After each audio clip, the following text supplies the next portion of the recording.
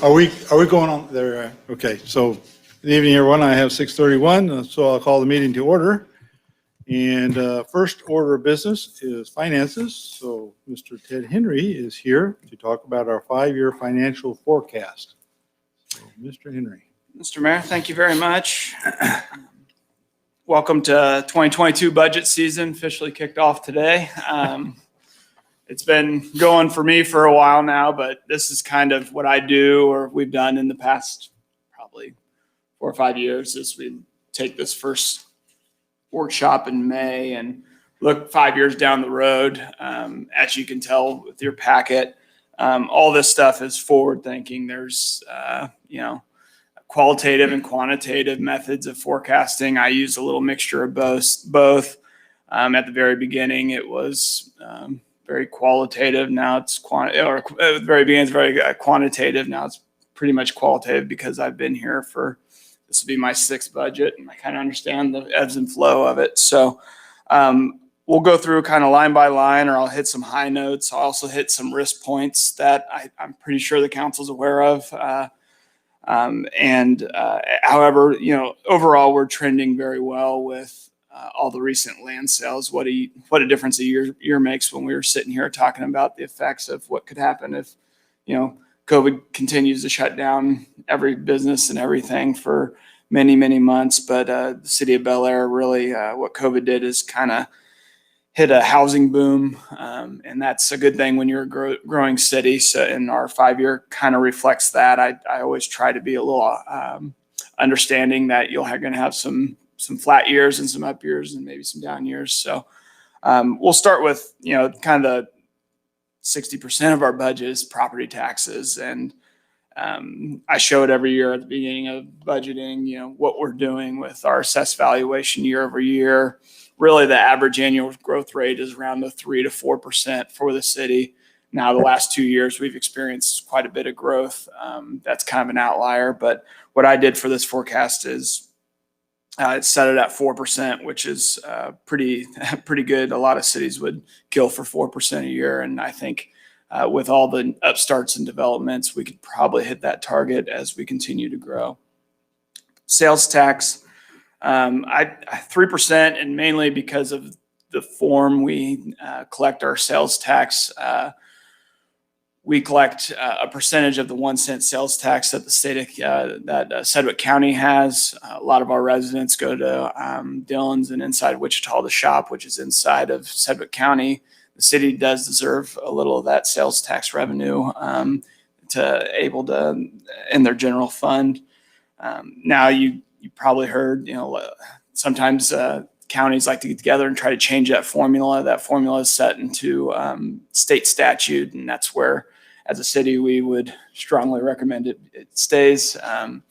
So that's something to watch out for. That's about 20% of our general fund. So when I hear something like that, I get a little nervous because 20% is a lot of lives and a lot of people because the majority of our expenditures are in the personnel side of things. Other taxes is mainly also with sales tax. I haven't seen it yet, but we're talking a lot of inflationary risks that might have some effect if we do see some inflation, maybe some less sales overall in the economy. But that's a little macro. But I still think 3% is along with our growth is probably about where we're going to be.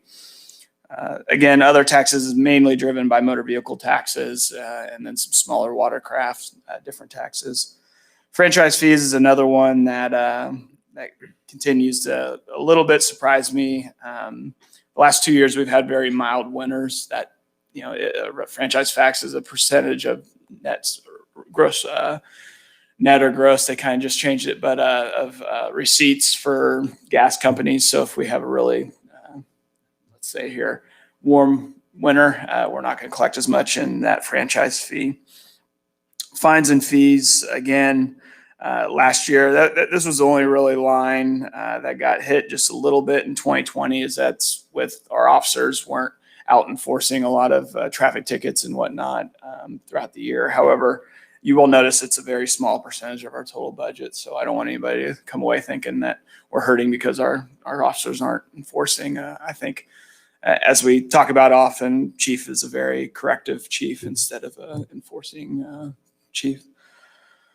Permits and licenses, that'll probably be where a lot of our, we'll see a lot of, a little bit more growth. I put 4%, but we're about ready to build, potentially build a lot of houses, and that requires a lot of permitting. Also, it requires a lot of tip note proceeds, a lot of bonding issues, and it's kind of funny when I see over 400 or 500 lots planned to be developed. I look at Ty and I say, how many questions that is to my office about special assessments and how many utility setups that does. And again, it's a good thing, good problem to have, but we do assess a little bit of a fee on each bond, so that can help cover some of those administrative costs of doing business in Bel Aire. So that's where the actual permits and that administrative fee will come out of line 6. Recreation is pretty flat, and only because of kind of the changing times. I think Brian's done a great job of trying to open our small recreation center to all different types of tastes, but kids are changing, volunteers are changing. As you guys know, they're specialized in certain activities. Even when I was little, every kid played basketball, baseball, every sport there was, and it's changed a little bit. But I think Brian's going to turn it around, but I don't want to get too outstretched when we're forecasting 5 years down the road. Pool line 8, I really not sure what we're going to do with that. I kind of left it at 0. I think we'll collect no more or no less than what we did last year, because we had record numbers of attendance last year. Who knows when the HOA or something's going to end up getting rid of it, but that's just something that I think around 35 to 40,000 is probably going to be where that's going to be every year. Grants, you'll notice the 2020, 2021, we saw a large increase. That's mainly the CARES grant money. So it'll probably stabilize around $60,000. And the nice part about the grants, a majority of that is made up of, we share with USD 259, our SRO officer. They get her for half the year and we get her for half the year, and we invoice them for the personnel and costs for that half a year. So that's where a majority of that 60,000 comes out of. We also apply for several grants, as you know, as far as bulletproof vest and safety surface grants. And hopefully we'll continue down that road of applying and accessing some freer money. Miscellaneous income, really it's pretty consistent. It's all the miscellaneous type things. Also, the only thing that's really going down in that line is interest on investments, and that's mainly due to interest rates where they are right now and the limitations that state statute puts on cities of where we can invest our funds. I mean, CDs are about the best we can do. So I don't want you guys thinking I'm not trying out there, but a lot of times the investment pool, with how busy we've been, is my best option because it's easy to do. So that's so far the revenue. It's about 4% a year total. Hopefully everything goes in a nice straight line like that, and we don't have to worry. But as you know, the COVID happens and housing rises and falls, and we'll see what happens. But any questions on just the revenue side?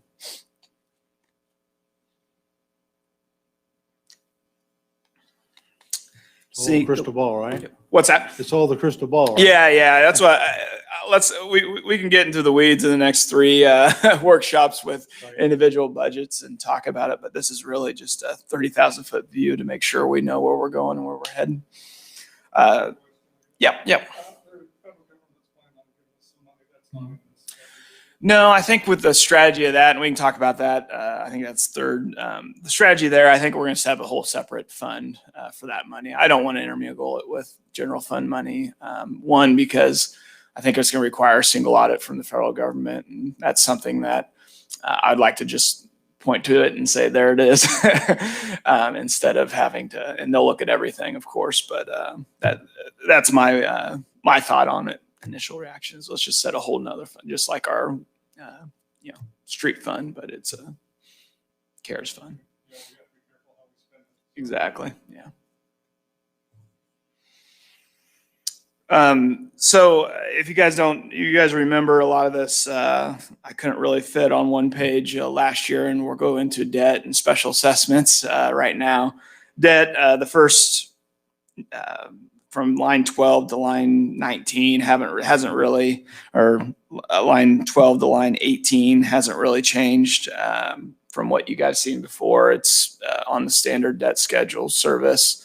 And you can see the lines right next to the descriptors. You'll see when that debt falls off on its current schedule. Now, I think there'll be a couple of refis we can do in July.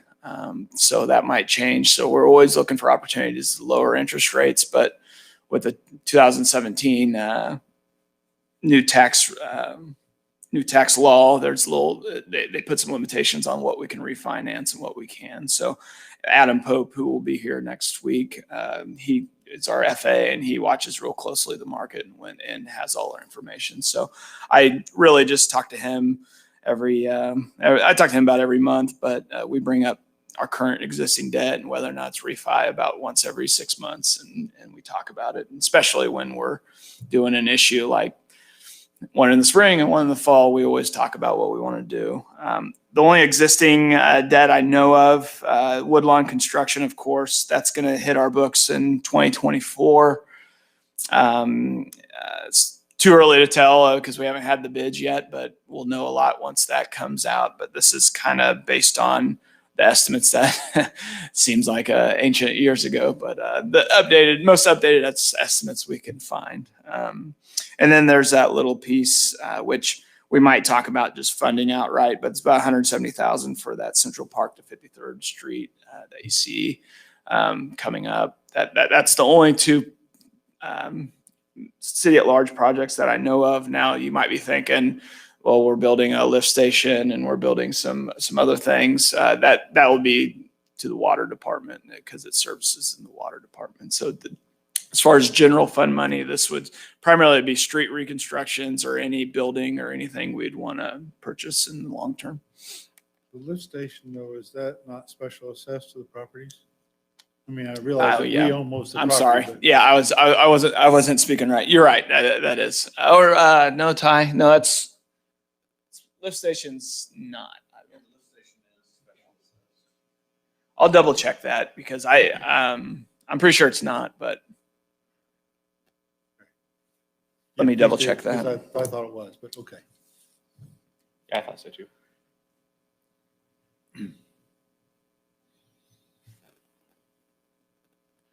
And I just had a question. The Terra Verde, I thought we had a deal there where that was going to go off of that's all going to be paid by a developer. Mm-hmm. I don't have Terra Verde on there. Line 17 says CP3 Terra Verde USD 259. I don't know what that means other than I'm just reading the words. Yeah. I believe that's where there's CP3 is also so inside the bonds. That one's mainly USD 259. It's more of a descriptor of what's inside the total bond. I should probably delete those two lines. It is a special assessment that holds CP3 lots special assessments and Terra Verde special assessments in USD 259. But if you notice, it's only $16,000. That's I think that's a little piece that we agreed to pay for 259, I believe. So I can update the descriptor on that. Okay. Yeah, that's why it's confusing because the Terra Verde itself, I think, was $175,000 a year. So and that's what, like line 16, you'll see Elk Creek right there. It should just be in Industrial Park a long time ago in 2012 when that's a refi of like a 2000 whenever we did the old Industrial Park. But great, thank you. So special assessments, of course, probably the biggest, and us selling lots and land is really a big windfall or helpful for the city, because if you notice, the land previously owned in 2019 is about $500,000. Now it's slowly getting lower and lower, and that's a good part. That's all part of land sales. And what little we have left is mainly City Hall, lands across City Hall, some Sunflower Commerce Park lots, and there's an 80-acre lot with some specials on it around 53rd and Webb. So that by the time we roll around 2022, that should be the 1, 2, 3, 4 kind of main areas we hold special assessments on, and we can continue to take them off as we sell land. But the biggest thing is, as you guys know, is if someone were to default on their special assessments, the city would want to, it would go to a sheriff's sale. Either the city will have to buy them at a sheriff's sale, or they could be deeded back to the city. But we're on the hook, as you know, if those because the debt for the water sewer street is backed by the taxing authority of the city. So that's kind of the only risky part of being a growing city is we've got to make sure and watch the development, and you guys do a great job of that. And I'll say you ask all the right questions. I've been doing this for 5 years, and I'm like, good question, because that's usually what we want to ask for those types of issues. So if we're done with debt and special assessments, we can go to personnel, and we kind of made a big splash a little bit earlier this year with improving our chances of becoming fully staffed in our police department. That's been our Achilles heel for several years now. And what I am a little to see how fully staffed we'll be with the new structure and how it is. A lot of times we'll see some savings in the personnel side. And then we'll be able to maybe add some to the street repair line, or save a little bit more money so we can spend even more on street repairs. But if we ended up fully staffed for a whole year, that's what this is reflecting in our 5 years. So don't get scared. However, that's kind of what happens when you budget for fully staffed. And the reality is we're going to have some turnover. Every organization does. It's just how much and how often is the unknown. So we plan for several.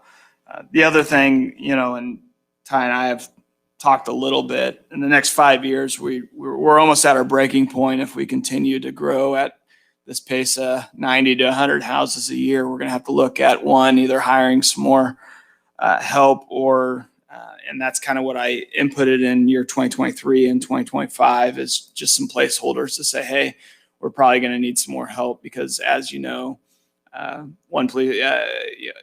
the more people you add to a city, the more police officers you have to add, the more help you need to add. So we're also looking into the next 5 years as well. And as you know, it's either going to be, I didn't add anything crazy in contractuals because, if we can find a software packet that can do the work of a half a FTE, then we'll spend the money and do that. And that'll be less on, the increase in staff we have to do. So I just thought in total over the next 3 years, around 3 salary positions. Now it might look different. It might be 2 and a new computer program. It might be 1, that mixture will have to be is unknown until we get there.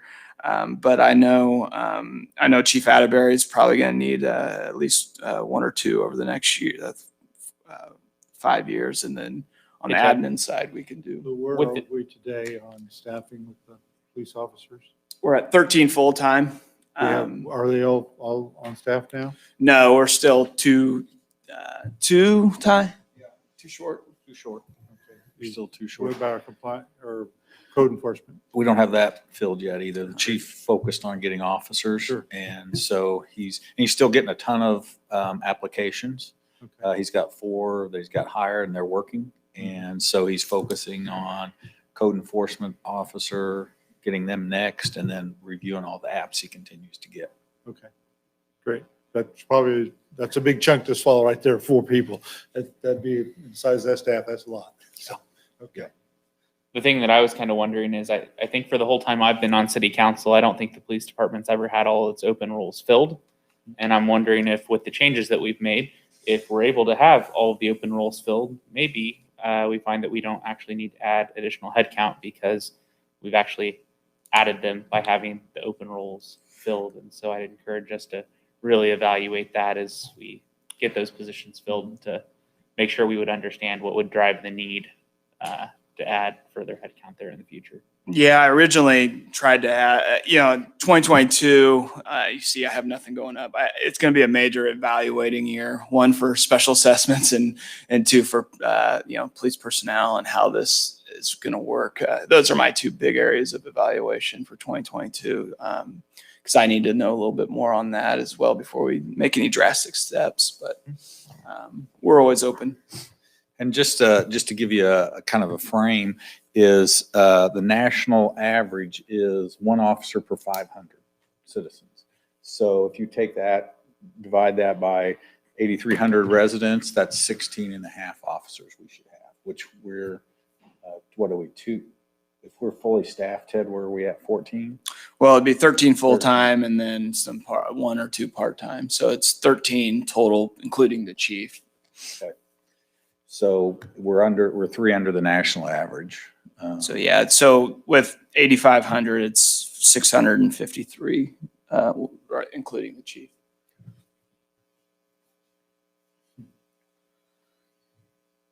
Yeah.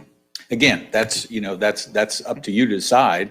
We could have 1 officer per 100 people, or we could have 1 officer per 1,000 people. It's, that's your decision. I would say we should just look at that in detail when the time comes. Yeah. Probably just move on.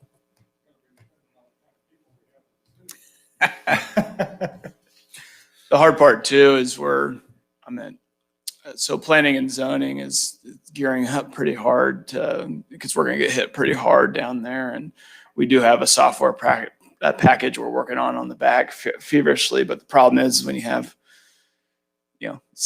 7 permits a day, the time spent to do it, and we're really working hard on it and hopefully roll it out as soon as we can. But that's the other strain on our staff is we could say, oh, let's just do a software package, but it takes a good 6 to 8 months to just train yourselves, enter all the back data to get it functional. So keep in mind if we have a dire need, we better identify it pretty quick and understand how long it takes to get these systems up and retrain staff, and then you'll have someone that. But you have that software package, right? Yeah, we've been working on it it's been about 6 months now, and but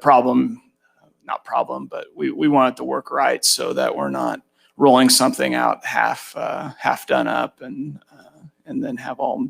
It's really it's a combination between Keith's staff and my staff and getting everybody on the same page. So. The other line, probably line 35, I just did a 5% increase. I'm not sure what we're going to do with health and dental insurance, but usually we're seeing a 10% increase year over year. But again, because we're age banded and it really matters on not necessarily on it matters on. So I'm my premiums based off of all 33-year-olds in the nation, not just what I've never been sick, and knock on wood, for the last 5 years, but it really doesn't matter. It matters on my age. So that's what age banding does, is we don't have really much control over our increases or decreases every year. However, we do have control over other things that we can do to help pad some costs. But that's the other line that I'm looking closely at as well as we hire, become fully staffed. It's a lot easier to do if we're not fully staffed. Contractuals and commodities, really, they've been pretty standard, 3 and about 5%. It depends on what we choose to do in one year. That's what gets hard, is you never know when you see some outlier years, but usually that's when we purchased a software like LexiPool for the police officers or something new for planning and zoning. But it stays pretty consistent. The capital outlay, we mainly budget capital outlay for the minor maintenance and improvements, the awnings that you see, little things around City Hall to keep upkeep, and then also, replace $10,000 here for park equipment, that kind of thing.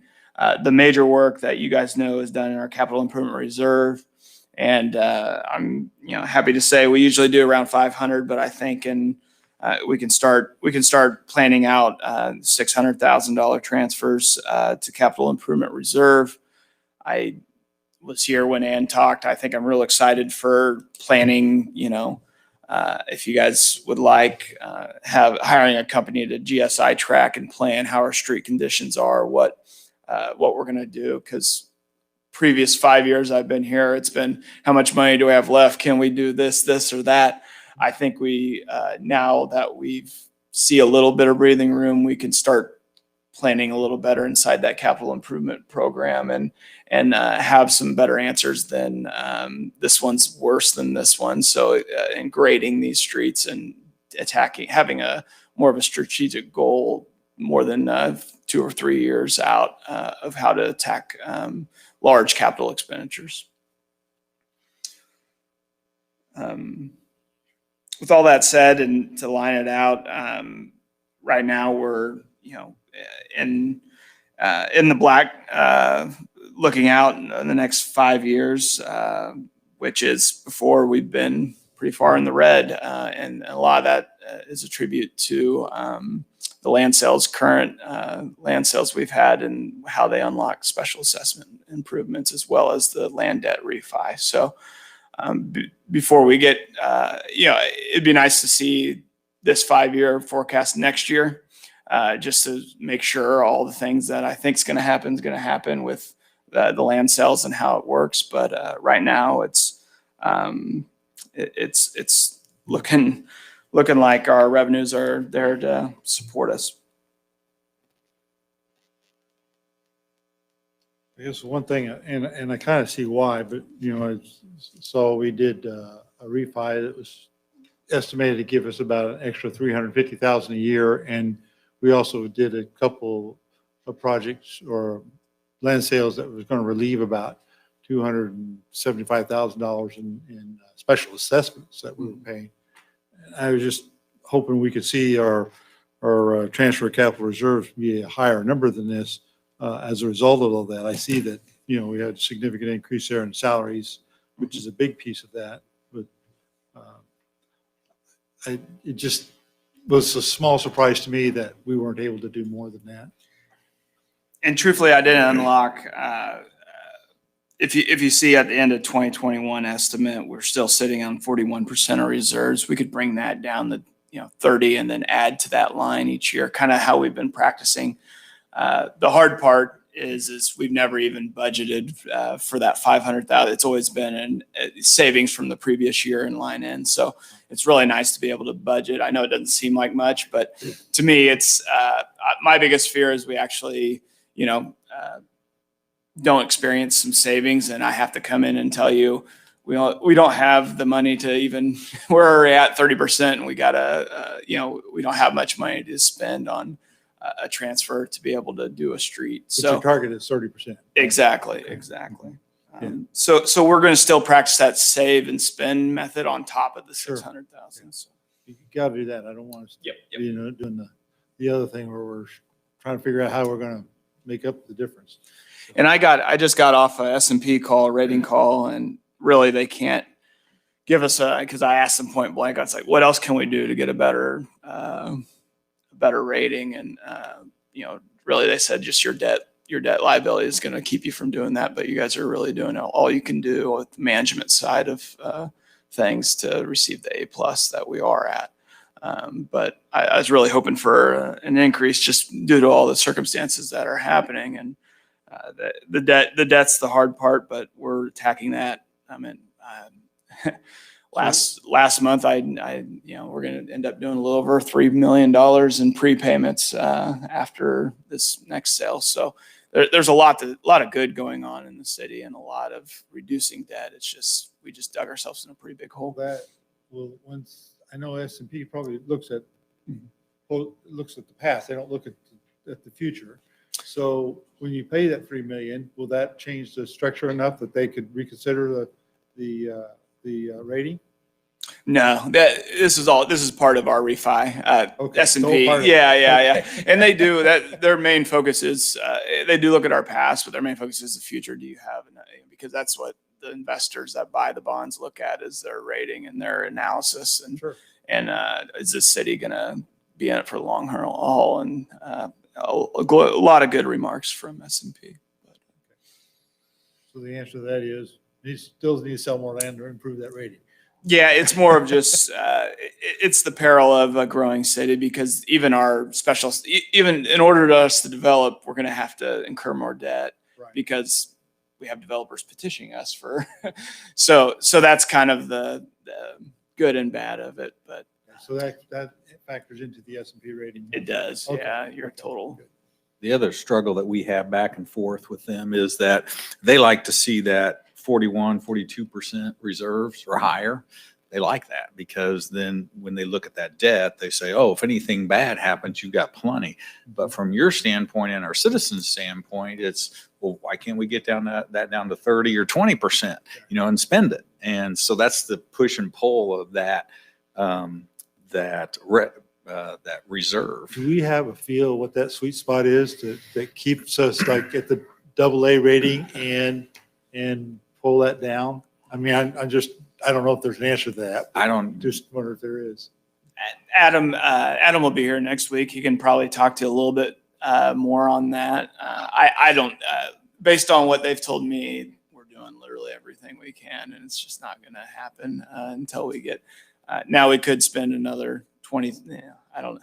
You can go to Moody and ask them, but then you got to pay for that. So I try not to pay 2 rating agencies if I don't have to. Right. But then again, we can play them off each other. Say, hey, we'll go now.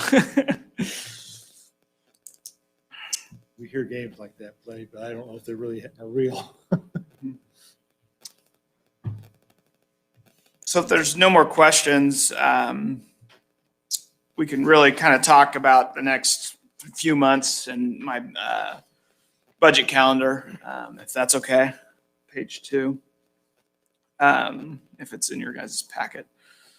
So this workshop, we really just review the 5-year forecast, and part of the budget calendar is going to be discussing the new budget law with you guys that passed this legislative session.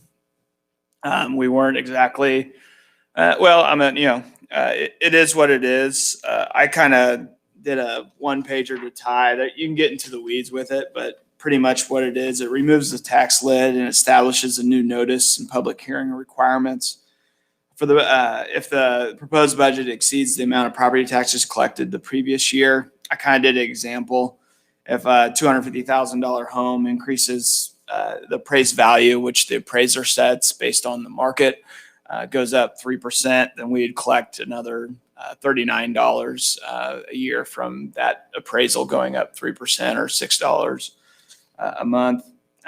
Even if we adopt the same tax rate, so we haven't had a new tax rate for 7-8 years, we would, the new law requires us to hold a hearing if we want to collect that extra $39 due on the increase of property value.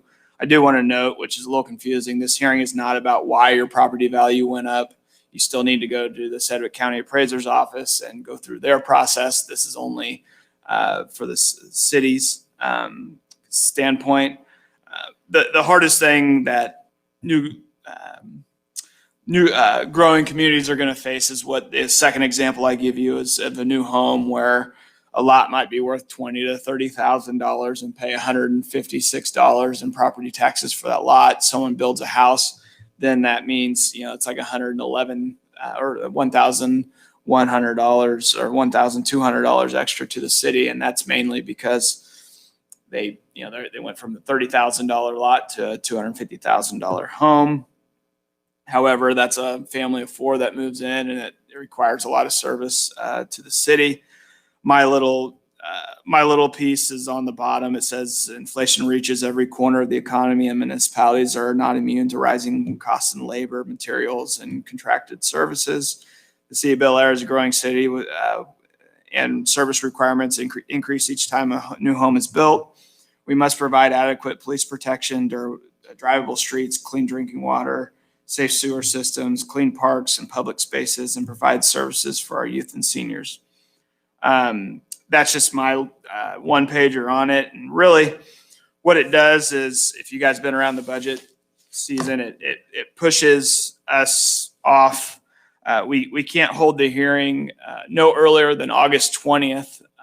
We had to turn in the budget by August 20th, and we can't have it no later than September 20th. So that really just pushes us to the first September meeting to go ahead. And how that's going to work is, or how I was told you should do it, is if you remember, we have a budget hearing for the budget. So what we'll have is a tax rate hearing at the beginning, open the hearing, close the hearing, pass a resolution or ordinance on the tax rate, open the budget hearing, have the budget hearing, close the budget hearing, and then adopt the budget. So that's kind of how it works. It adds a hearing on top of the existing hearing.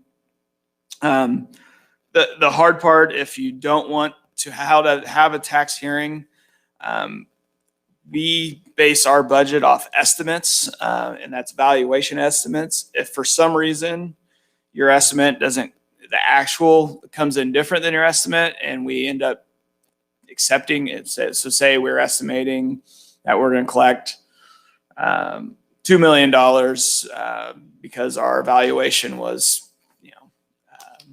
$50 million. Well, if the actual is more than that and we accidentally collect more than that, we'll have to return it because we didn't have a budget hearing. So a tax hearing. So every city, even if they don't want to do it, they should have a tax hearing so they don't have to mail everybody $1.50 or something like that. That's the way it was. A little bit of a problem with I think the law should have been written based on estimates given in June instead of the actual, because it has cities, even if they choose not to, they would be a little scared to see the final in case they had to do all the mailings and whatnot. I don't know the process, but. So what else is the burden to these hearings? Are we going to have to send out notices to everybody, or is it just a public notice in the paper, or what's the first there?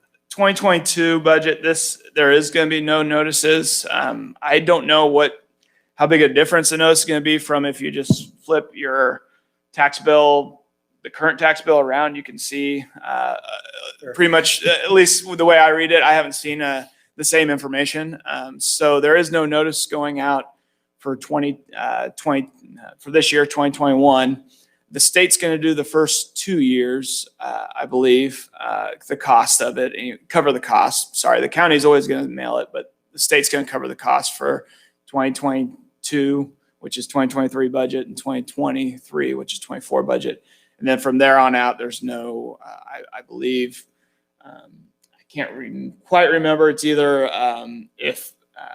county has to pick it up, or if the taxing authority request it, they have to pick up a portion of it, because as you know, we're only one of the several taxing authorities on the property tax bill. So it's going to get a little interesting. I think the soft rollout this year is pretty much, let's hold the tax rate hearing and see how it goes, see what happens. I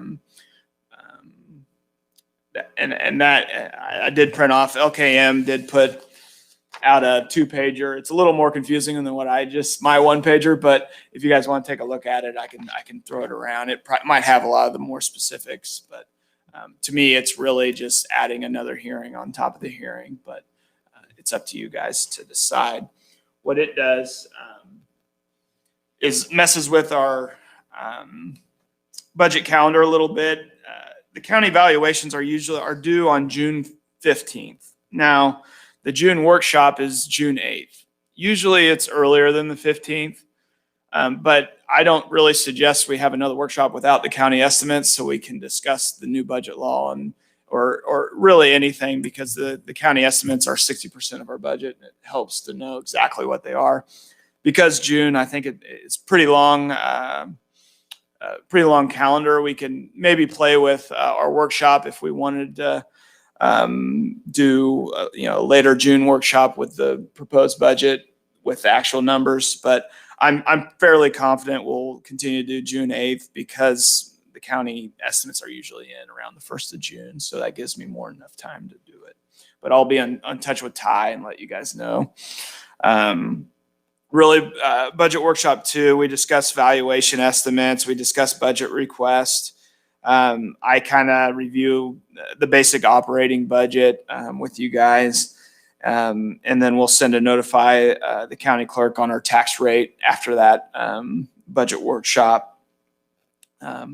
And then in July, I'll present more or less my Ty and I's proposed budget. August, we'll make adjustments, create a final budget for publication, and then we have another council meeting, or in the council meeting August 17th, which we'd usually pass the budget. We would just set the hearings, and then September council meeting we'd hold the hearings and adopt the budget. So really, it gives us another month to discuss things if needed. So we don't have to approve the budget till September this year? Don't have to approve it till September 20th or October 1st. So October 1st? yeah, I would prefer us not stretching it out to October, but Just as like much that, as I okay? love workshops, sometimes budget workshops get a little. I didn't quite notice. I'll probably dedicate a little bit of the June workshop to the proposed budget amendment. We're going to have to put through with our current budget where we have. Of course, we were rightfully so a little cautious with some of our revenue estimates and with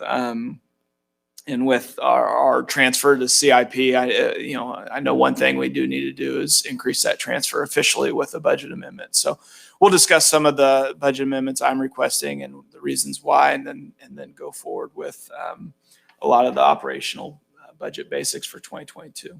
Is that okay? Yeah, that's great. I'm really glad that we took the more conservative approach there. Things didn't pan out as we were looking at, but it came out better, and that's always a good thing. So I appreciate your efforts to make sure that we stayed on the conservative side of that.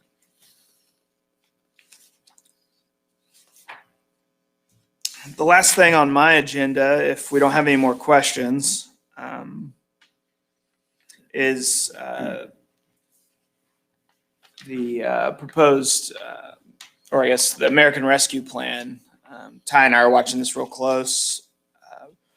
What it did is Kansas cities are going to receive about $424 million in aid. Cities with population over 50,000 will get their money directly. Cities like us under 50,000, the state will get it and then forward it on to us. I was on a National League of City conference call, and it's not like the CARES money was, where Sedgwick County kind of runs the operation. It's supposed to be, in theory, the state is just going to ACH or wire us the money, and we have to deal with it. So it's not going to be administered by the state. It's more of just a conduit of how the federal government is choosing to do it. Page 2 of my little slide shows Bel Aire is set to receive just under 1.2 million, which is set forth by a formula by the federal government. What's going to happen, and what they said is around mid-June, we'll receive 50% of that allocation. As I said, I'll probably establish a new fund to keep those funds completely isolated. But 12 months after that, we'll receive, so next June, we'll receive another half of that payment, that 1.2. And all funds must be expended by 2024. So they allow us a long time to do it. It's nothing like the CARES fund where we were, trying to figure out the trying to input invoices in November for a deadline, on their system. So we can really be strategic about these funds, and that's what I fully suggest, which I don't think you guys are going to come here and say, let's not be strategic, but I think we can let it breathe for a little bit, understand exactly what we can and can use it for, and make some investments that will help for years and years to come and help avoid some of this pandemic stuff. I mean, off the top of my head, we could throw out a lot of things, but the phone system really helps us being remote, but really, some of the software stuff that keeps us here might be something to look at. That type of stuff is what really helps. Now it's too early to be throwing out ideas. I don't know why I said that, but that's the idea of how to be strategic with these funds. They did release the Treasury, and that's the last page. It says no more restricted than the CARES Act, which we just got done with. It allows a municipality to provide up to $13 per hour above regular wages. Allows revenue replacement. The base year to be measured lost revenue against is not the most recent full fiscal year, but the most recent full fiscal year prior to the emergency. Really, we don't have too many of those. And then Treasury will provide additional guidance, which we're waiting on. That came out yesterday, or really, I think Mother's Day. But I have a hearing, or there's a hearing tomorrow at 3:00. I'm going to get on to hear the in-depth article of what the Treasury guidance is. But Ty and I will be on it and be able to offer suggestions and let you know more about it. I just wanted to introduce it tonight, unless you have any more questions. Ty, you have anything to add? No, not really. We, as Ted said, it's been, we've heard that we're getting money, but we don't know what we can spend it on yet. So we're trying to sort through that. The other thing that we've been watching closely, the state legislature just finished up some last minute items. And one of the pieces, and we're not sure if it was included or not included, and I don't, for sure the governor hasn't signed it yet, was that legislature was contemplating cities and counties with this money that we're getting allocated to actually give like 35% back to local businesses who lost money. So it was in the bill, and I don't know if it got taken out.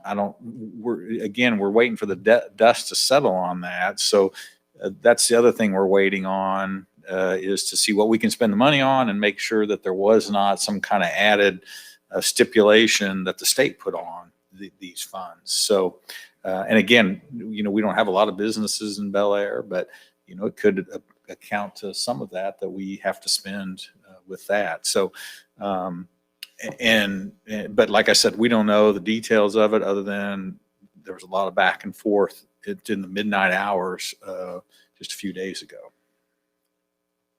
Will we need to do a budget resolution when we decide what to do with these funds, or will these be outside the budget? And I don't know if that can be done that way. Yeah, and that's kind of what I've been waiting on pulling an amendment for, is these funds and some guidance on that. I have a pretty extensive network in Kansas, and I guarantee you we won't be doing anything different than all the other cities in Kansas. That's a good thing. This federal single audit is usually reserved for over $750,000 in 1 year, and not a lot of cities our size get federally single audited. I don't know if this is going to be under it's slightly on the cusp. So I think we'll be going to be okay, but I want to make sure that if they're not going to include it all. So we're going to dot our I's and cross our T's pretty close on this one. Okay, great. I'm sure we all have ideas how to spend that money, right? Sure we do. You notice I couldn't help but ask for something already. Well, just remember, I mean, this money is just taxes they haven't collected yet. So That's right. this doesn't come from nothing.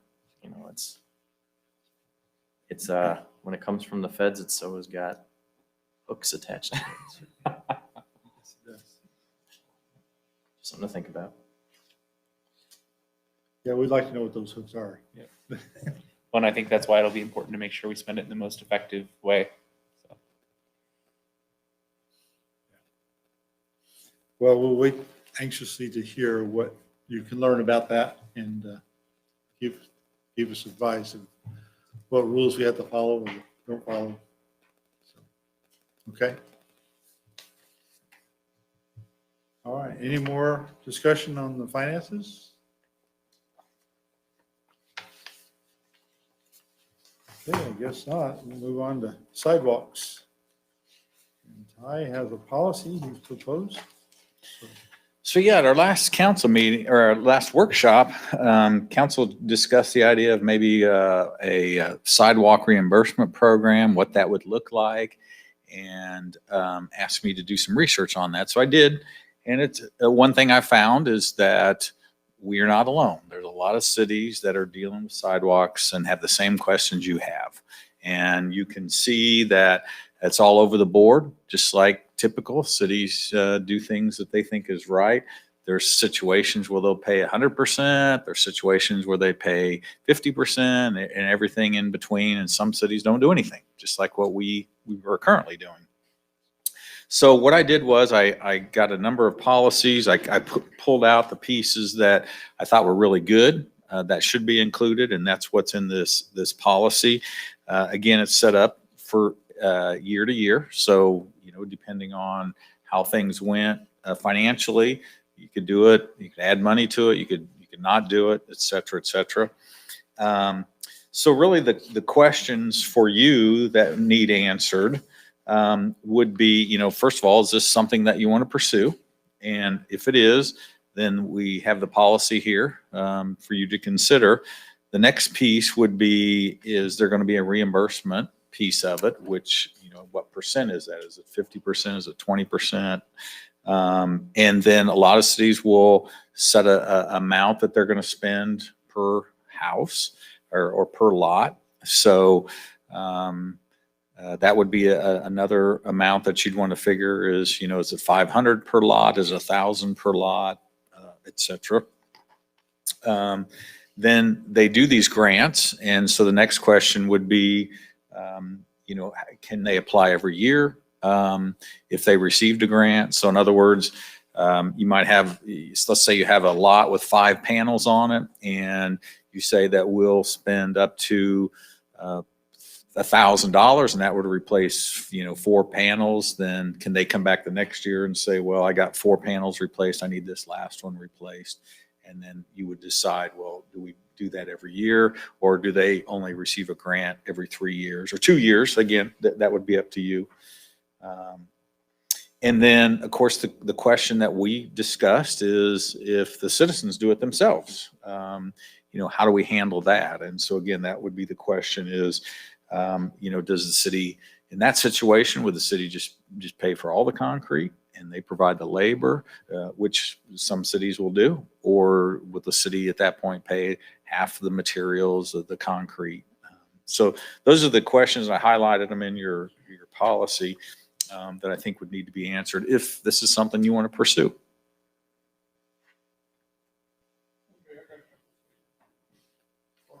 I don't think citizens should be allowed to do their own sidewalk repair because of the quality assurance.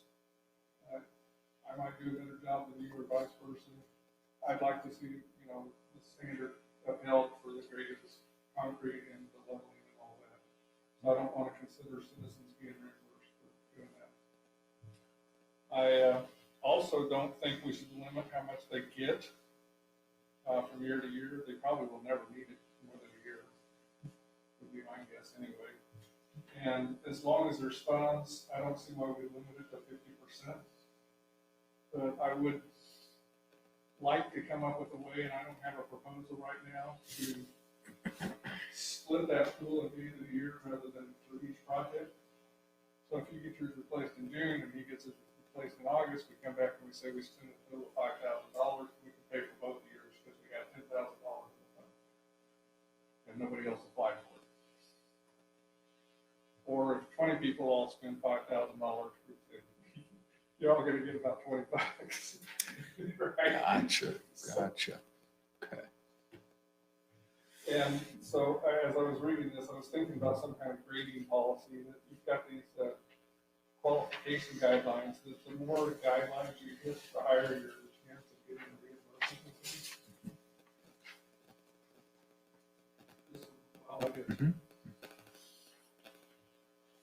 I do like having a program like this. I think it'll be something good to do. I want to make sure that the way it's implemented doesn't create a significant burden on staff time. And so I'd like that to be one of the guiding things that we think about as we look at a program like this, is how to make it less complicated to administer. I think should be one of the things that we think about. And so I'd be interested in your guys' feedback on things to make it more or less complicated to administer. I did have a similar method in mind that Councilmember Welch suggested around, doing one reimbursement at the end of the year based on everything that was submitted. That made a lot of sense to me that way.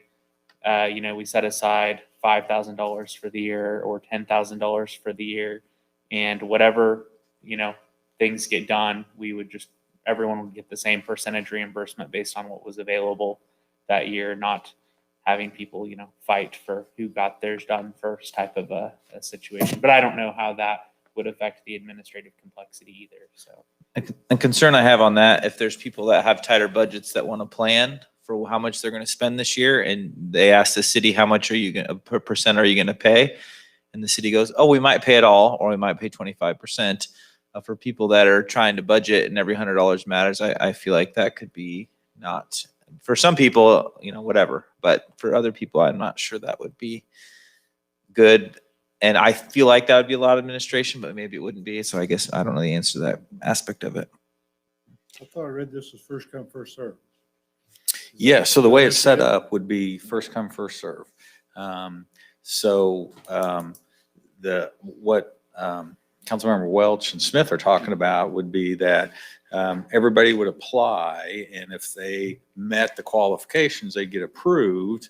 And then at the end of the year, we would say, okay, well, we spent 10,000, or say the budget was 20,000, and we had 20 projects, so everybody gets, $1,000, and that could pay for the whole thing. Or we could have 50 people and everybody gets 500. And I think that's where Councilmember Schroeder's saying is that, if you won't know if you do it that way.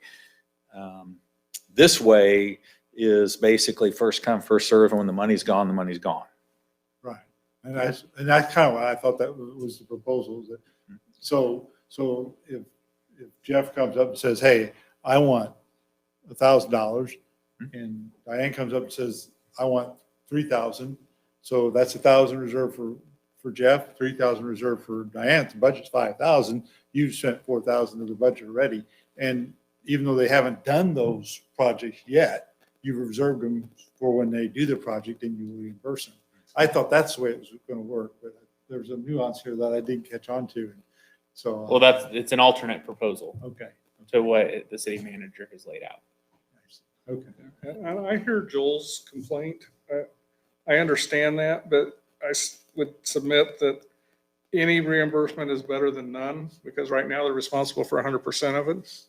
So if the city comes out and says your sidewalk's bad and you have to fix it next month, Yeah, you don't get to budget for it. the way I would hope to handle it is not to, to have it be consistent, but be generous in the fact that I don't want to deny anyone if possible. I mean, I would probably be willing to move a few more thousand over there at the end of the year if people's sidewalks really need to be, you know what I mean? Like I want our sidewalks to be beautiful. I think that is an important, at least to me, that's a priority, is have our city be beautiful and have the sidewalks be done. And I would hate to see $5,000 short on the fund, be the thing that keeps us from getting some sidewalks that need to be done. And that's how I would kind of like to see that being solved, rather than kind of having an unknown amount of money that you're going to be reimbursed. I agree. And I think the reason we came up with 10,000 is because that was basically the most we've known that's been spent on sidewalks in 1 year. Right. So that should, for the most part, cover all the sidewalk expenses. And that's another reason I don't want to see us only spend half, only pay the homeowner half. So what was the trigger to have a homeowner decide he or she needs their sidewalk replaced? Was it because code enforcement tells them, or because they came forward and said, hey, I want to replace the sidewalks? It's really both. So I think, when we talk about staffing, one of the benefits we would hope would be that our code enforcement doesn't have to drive around and look at all the sidewalks. But instead, homeowners would come forward and say, hey, my sidewalk, and then they would just go by and say, oh, they're right, it does need to be repaired, or no, it doesn't. So that might be an assistance for code enforcement, as people are volunteering to do it themselves. So code enforcement would always validate that the sidewalk really is one that qualifies for such a program. Yes, sir. I guess I'm just curious to hear why we want to do this program. I guess I'd like to hear each council member's reason for wanting to do it. I'm not in favor of it right now. I'm not convinced this is something we need to do or ought to do.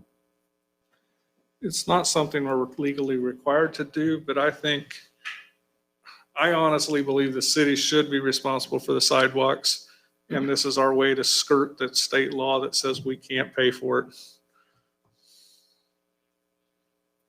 So my priorities are keeping the city looking good, and the sidewalks are a big part of that, and having them be uniform and nice, and so everybody in this city can enjoy them. So what's the best way to get that done? One way is to beef up code enforcement and to get code enforcement to run around and make sure it gets done. And another way is for us to help pay for it. And I feel like the option of having us help pay for it is more effective and more.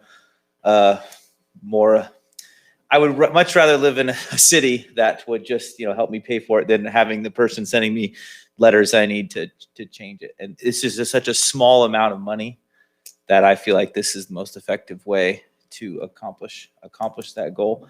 Because I think otherwise the way to get the sidewalks done is by badgering people into doing it. And for $10,000 a year, I would love the city be able to do less badgering if possible. Yeah, I see this as a really low cost way to improve, something that folks use a lot. I see a lot of people walking in our city, leveraging the sidewalks. There's something that benefits our community as a whole. And for a low cost, I think we can make a lot of improvements in our sidewalks and hopefully reduce some of the amount of code enforcement time it takes to make that happen. So I'd like to add, since I live on a corner, that when you live on a corner, you then have, a sidewalk going across the front of your lot and one down the side, which is twice the expense. And, which will be why I won't have one down the side probably, because that's the long way. But you're going to have issues like that, and I know there are some lots out here, I don't know exactly where they are, but that are not exactly square or not long or that type of thing. So, they may have a short front yard, but then kind of a side yard and something on the back too. So you're going to have all of those different building types of things covered before you start, or before you finish this, whatever it is, an ordinance or type thing, because you're going to run into it. Bel Aire was not built for square. Yeah. And so, and there is a lot more expense when you go out and have a lot that's sort of tied into something. So there's a lot more expense. Right, thank you. My own perspective, this policy isn't isn't what I would prefer it to be. But after hearing what the legal research was on it, I think it is probably the best we can do unless we go petition the state legislature to change the law. And I just don't see that happening on this kind of an issue. And so I think this is probably the best that we could do to encourage these sidewalks to be repaired. I understand, we can run a big stick, and we've done that before. But the thing that really struck me as we looked at this a couple of years ago is that as a city, we have a policy on any new development that sidewalk to be put in on one side of the street. Okay? So the whole development pays for that sidewalk. But who maintains it? Only the property owner that buys that property on that side of the street. And to me, that just sounded like, well, we set this thing up very unfair for that homeowner, especially if they have a long run of sidewalks. Personally, I don't have a sidewalk in front of my house, so I don't have to pay anything today. So, I don't gain anything with this. In fact, in one respect, if we set it up the way I like to set it up, I would lose on it, but I'd be happy to do that. But we can't do that because there are some legal considerations there to be taken into account. So to me, it was really more of trying to be more fair, because the way we set up our divisions, our developments, we require sidewalk on only one side. We don't, in fact, I don't even know we allow to put them on both sides, do we? If they wanted to, If they would we do petitioned, it? I don't know why they couldn't. There's the thoroughfaires, but typically Right, those are, that's- that'd be that's- Woodlawn and stuff, which is the cities. It used to be, the codes did require on both sides. But we heard a lot of kickback from the developers because, that adds to special assessments and why put one on each side, it's one on one side. So it got changed. So now it's just required on one side. So it's just a requirement that's the minimum. Mhm. They could do it on both sides if the developer wanted to do that, Sure, exactly. but developers probably aren't doing that. And I've got a long history. I don't remember when it became the citizens' responsibility to pay for the sidewalks. When I was a kid, the city paid for it. That was in Wichita. But I assume it still fell under the same law. So at some point in time, I'm guessing a bunch of cities got together and went to the state and said, we don't want to deal with this issue. Would you please pass this law so that we can charge everybody? See, I have a different experience on that. My grandmother, I remember her complaining some 40 years ago, maybe 50 years ago, about having to pay for her sidewalk because she had just repaid for it, replaced 5 years before that, and they didn't bother to cut the tree roots out, which she wanted them to do. And she had to pay for it again. So, but I don't know the history on that, on the law. I don't claim to know that. I Yes, asked which grandmother was lying. Okay. Fair enough. Okay, so it sounds like there's the consensus to move forward. I guess the one issue that we probably should discuss is, would it make sense to put the city will pay a minimum of like 10% or 25% or something? And what we could do then is we would, at that point, we would let the citizens know that we'll pay for at least a certain portion of it. It may be all of it, depending on the amount of applications we get.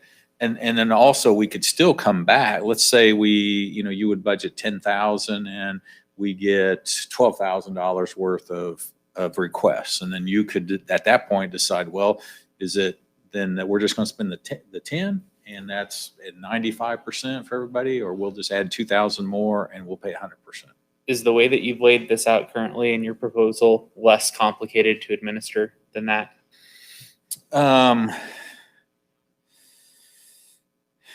So the way that I've laid it out is, I think it's easier for the citizen to understand, knowing that they're going to get a minimum amount. And then all we do is we keep track of the number of applications we get. And when we hit that dollar amount, then we're done. So for the staff, it's simpler the way it's written. Now, but we can make the other work. Could we change it so that we do all the sidewalks at one point in the year? Compliance officer goes out in April or May and homeowners have to do their submission by the end of May. And then we just do all the sidewalks in one big chunk? So we've done that situation. It's a little bit more work for staff because then we have to then basically go out to bid and say, okay, these are all the addresses and these are all the panels and this is what it's going to take. But you get a better price that way because then the homeowner doesn't have to call somebody and say, I need 2 yards fixed. And so I think from the city standpoint, we've done it in the past, so we know how to do it, is to just say you can apply and we'll be replacing them on November 1 or something. And then I don't see that that's much more because we have all the applications and know where we're going to go. And we just say, okay, bid concrete companies, bid these addresses and this amount. And then we will send a bill to the homeowner, at whatever percent, or we pay it all. So you're saying like advertise, hey, if you need your sidewalk replaced, make sure your application's in by August 1st. On August 1st, we're going to collect all the applications, hand them off to a couple places to give us a bid, and whoever comes in the cheapest gets the deal, and they'll be sending you a bill in the mail type of a situation. Yep. Because we've done that in the past. We'd go out and say, I think Jeff kind of had that situation that you get a letter and then everybody says, well, I don't know who to contact and such. Did Keith take care of that for you? Yeah, I got the letter. Yeah. Yep. And then somebody came out, you didn't have to call a contractor and do it yourself? Or No, the city, I think, if I recall correctly, at the time, the city was going to go get so I think what happened was we agreed that the city was going to go get bids for all of them and do them all at once. And Yep. That's what happened. Yep. So we've done that. Yeah, And so I it'd be think something we could the easily city do. had to get bids so they could tell you how much they're going to add to your taxes if you don't pay for it yourself.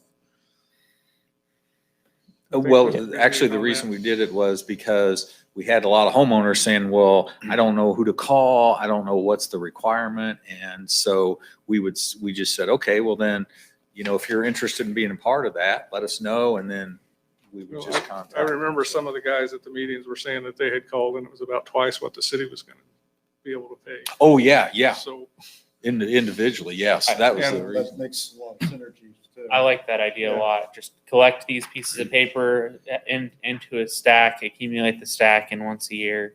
That doesn't sound like a significant amount of extra work for a lot of benefit to the citizens.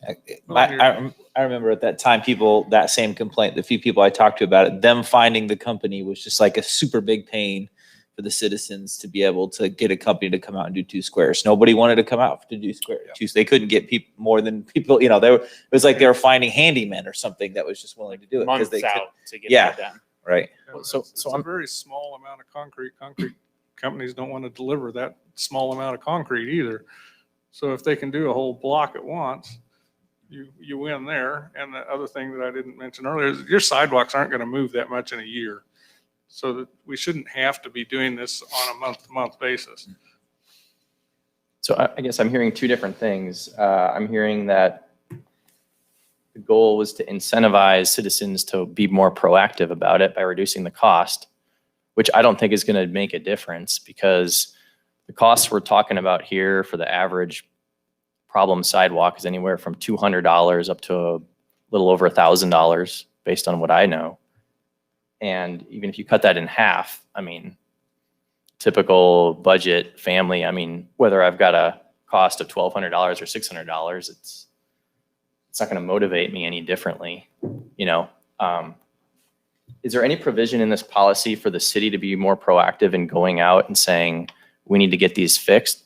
Because if the motivation, and what I heard from most of the council members is it's not a safety issue, it's nothing like that, but it's more of we want the city to look nice, and we want to have nice sidewalks, which is perfectly fine reason.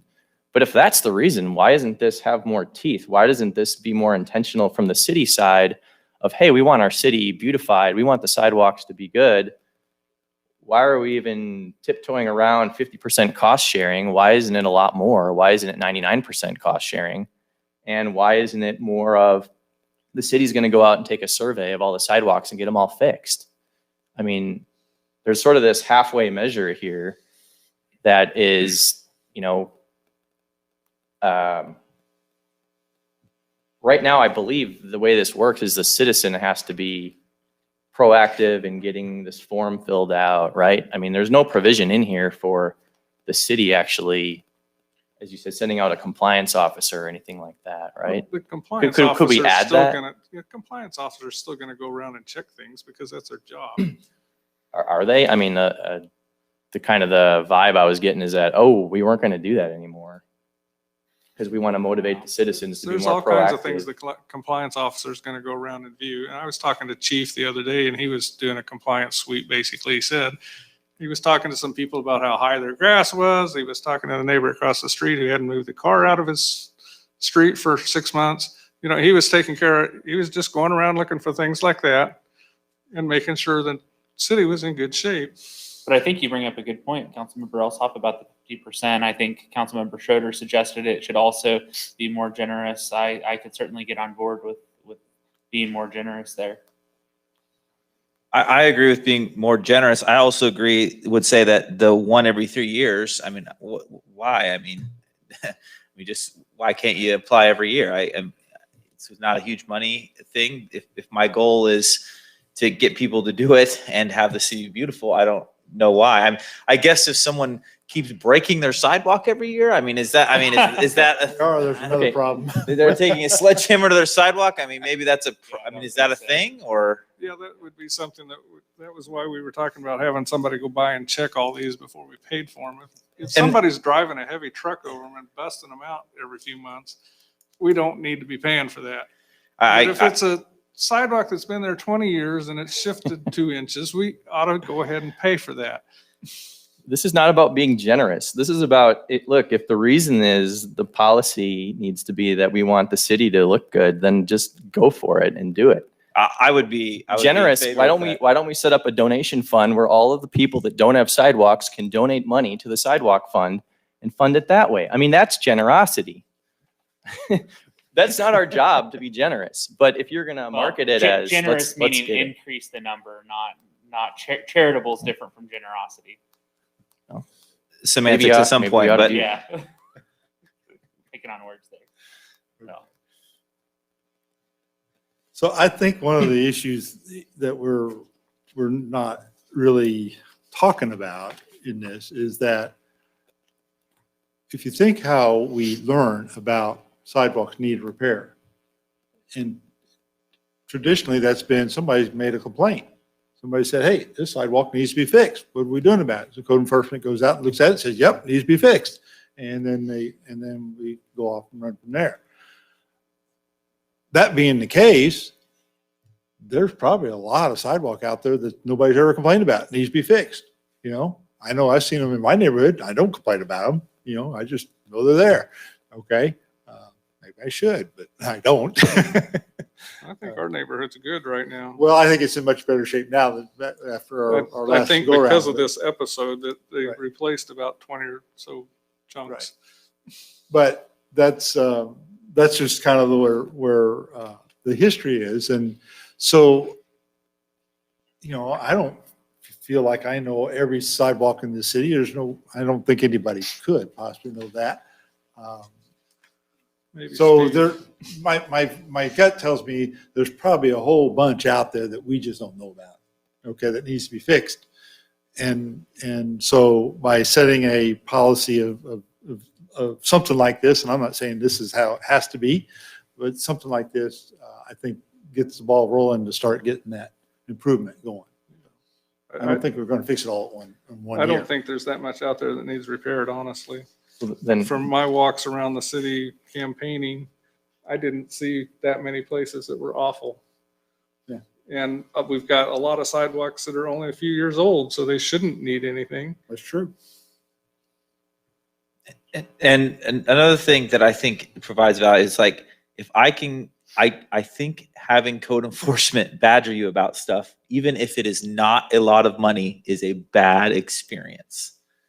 So having Keith come and tell me to do my deck differently was not fun, even though the work that I did to do my deck differently was like not an incredibly huge deal, but like that was not super, like I had already planned it out. I had yada, yada, yada, yada, you know? So having code enforcement come and say, you didn't do this, and then you forget, honestly forget and don't do it for 3 months to fix your sidewalk. And then they come and get, you know, I mean, that's just this is such low amount of money, you know, providing a good experience for the citizens is, I feel something we can do. This is so, you know, we're talking about a $10,000 budget item. Yeah, it's a small amount of money. And if it did turn out to be $2,000 at some people's lot, that is a lot of money. My house runs on $4,000 a month. So $2,000 is 50% of my household budget for a month. Yeah. That's a big dent. I'd like to be convinced by seeing that this is serious by having that percentage or super high, but I'd go for 100%. I would do 100% too. The only reason I think we have a percentage is because we're not sure we're going to have enough money. But when the fund's out of money, it's out of money. So. Yeah. Okay, so we can easily make that. So I guess the next question is, what would we want to budget for this year? And then certainly we can keep you updated on how many applications we get and how much we've set aside. I say no less than 10 and no more than 20. I think 10's a great place to start. I'd be willing to start at 10 and 20 is a max. I wouldn't go that high. I don't think we need it. No, I don't think we do either. Just Because wanna I say- think why when we cap had it? I think when we had why put a everybody cap upset, if it's so little? I right? wouldn't care about capping either, but 10's fine. I Well, think I when we had the think big 10's the event one where cap. everybody was upset and complaining, the total amount was about $10,000. And that covered huge portions of the city. Okay, I'll make those changes and have it on your next agenda. Just out of curiosity, has anyone heard anyone without sidewalks that doesn't think we should do this? I don't have sidewalks. I mean, I'm in the original homes that were built out here in Bel Aire. Okay. Mhm. And so going north, pretty down Edgemore, I think there are sidewalks I think on one side. on one I side. think it's on the west side, right? On the west side. But there are parts of Bel Aire that don't have sidewalks, and that's something that we should think about as a city. Well, my street on Edgemore, That's right. we don't have sidewalks. Aurora Park and Hillcrest, and Right. everyone who's on the other side of the sidewalk. So we, Like as, And any lot that doesn't have sidewalks is free to get their neighborhood together and petition to have a sidewalk put in, and they can pay the special taxes like the rest of us did that have sidewalks. Is that winning hearts and minds? Does it Is that sound like what? it? Winning hearts and minds. Well, no, that's just doing it like everybody else, which is fair. so, and that's Oh, it's exactly about- right. There's a okay, portion we're fair. on the first page, although the policy does not address petitions, because we talked about that, you know, what about, You can because petition there to are put some, one in. there are some cities that did, you know, there was neighborhoods that didn't have sidewalks, and they sort of, it was a new sidewalk or an existing sidewalk. The two issues that the reason we didn't address it is, number one, is it really needs to be a whole block. It's because you could have Diane could come in and say, I want a sidewalk in front of my house. And so we pay, for all of it or 50% of it, and nobody else in her block does it. So we got one lot with a sidewalk. And- Yep. Um, And it's gonna be gold and everything else. So that's That's an good. issue is, you just wouldn't want a neighborhood that had, a block of one lot here, one lot there had a sidewalk. And then the other piece is that, as we mentioned, all the new subdivisions, we require them, and then they're special assessed. And then once it's installed, then this policy sets in. So those are the two reasons we didn't address new sidewalks.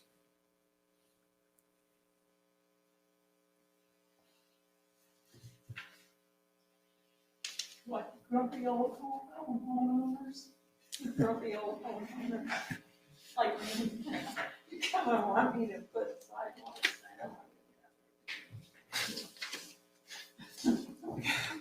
Okay, so you have a pretty good idea what you need to do there? Yes, Mayor. Great. That is something that could be considered in the future, is putting in more sidewalks. Certainly could. All right. Well, are there any other issues we need to discuss this evening? I don't hear anybody jumping up with any, so I'm going to say we're dismissed. Have a good evening, and we'll see you.